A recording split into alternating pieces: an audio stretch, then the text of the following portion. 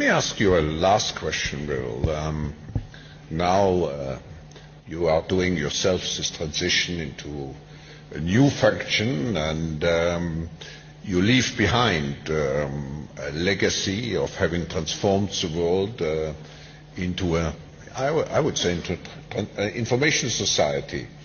Now, if you look forward and at your next career step, career may be not the right word here, but at your next life phase, what would you like to see as your legacy in 10, 15 years? Of the new work? Of the new work, yeah. Of your new function.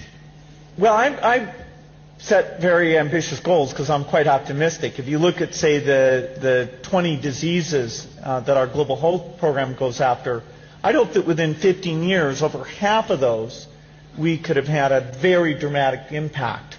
Some of them will prove to be harder than others. For example, AIDS, we will have made an improvement, but not the dramatic improvement probably in that time frame.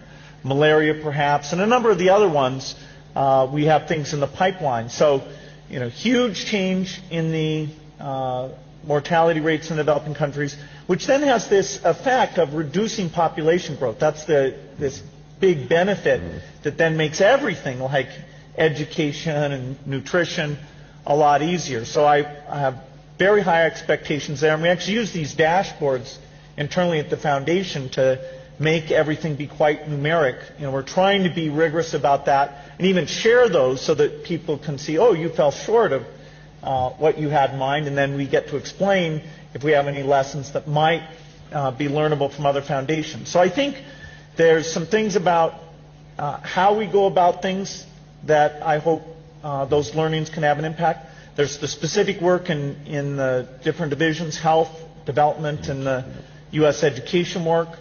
That in 15 years, boy, by then we will have spent a lot of money. At $3 billion a year, 15 years, that adds up.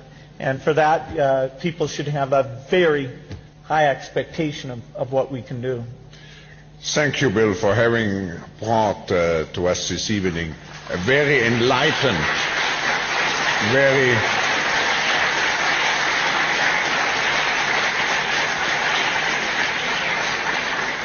a very enlightened view of capitalism.